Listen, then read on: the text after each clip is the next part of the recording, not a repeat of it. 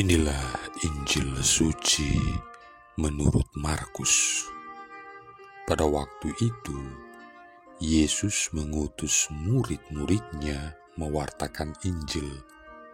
Setelah menunaikan tugas itu, mereka kembali berkumpul dengan Yesus dan memberitahukan kepadanya semua yang mereka kerjakan dan ajarkan. Lalu, Yesus berkata kepada mereka, "Marilah ke tempat yang sunyi, supaya kita sendirian dan beristirahatlah sejenak." Memang begitu banyaknya orang yang datang dan yang pergi, sehingga makan pun mereka tidak sempat. Maka pergilah mereka mengasingkan diri dengan perahu ke tempat yang sunyi. Tetapi pada waktu mereka bertolak, banyak orang melihat dan mereka mengetahui tujuannya. Dengan mengambil jalan darat, segeralah datang orang dari semua kota ke tempat itu, dan mereka malah mendahului Yesus. Ketika mendarat, Yesus melihat jumlah orang yang begitu banyak. Maka tergeraklah hatinya oleh belas kasihan kepada mereka, karena mereka seperti domba yang tidak mempunyai gembala. Lalu mulailah Yesus mengajarkan banyak hal kepada mereka. Demikianlah sabda Tuhan. Saudara-saudari yang terkasih, dalam Injil kita bisa membaca bahwa Yesus sering menyendiri dengan murid-muridnya, dan hal ini biasanya dilakukan untuk memberikan pengajaran yang khusus bagi mereka. Kita bisa lihat Markus bab 4 ayat 34, bab 9 ayat 2, bab 13 ayat 3. Kali ini, para rasul diajak Yesus untuk berhenti dan beristirahat sejenak setelah mereka diutus berdua-dua untuk misi yang meletihkan.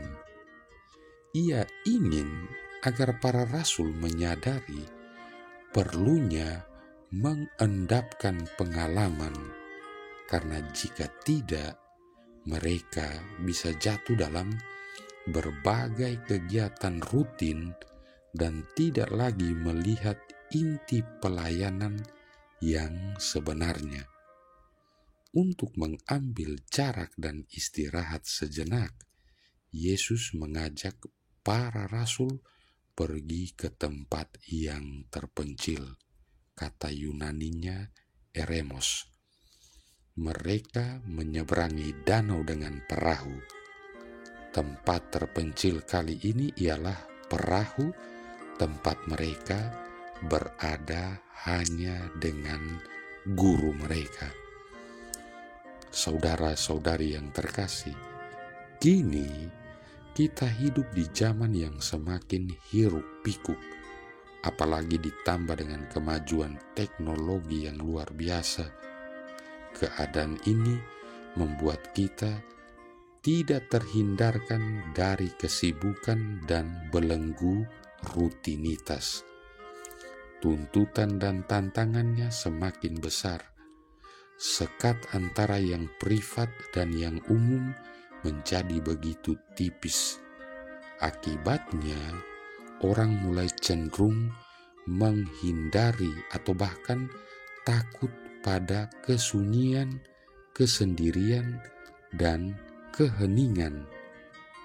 Malah ada yang sampai merasa tidak mungkin untuk mematikan atau meninggalkan alat komunikasi dan berbagai macam jenis hiburan untuk sesaat saja. Kita bisa lihat dalam perayaan Ekaristi, bahkan sementara doa syukur agung pun orang sibuk dengan HP-nya.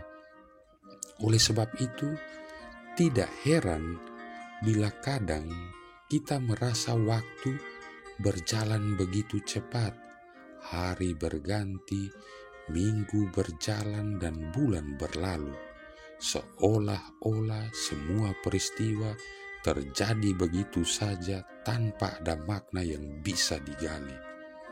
Saat hal itu terjadi pada diri kita, maka kita perlu belajar dari para rasul.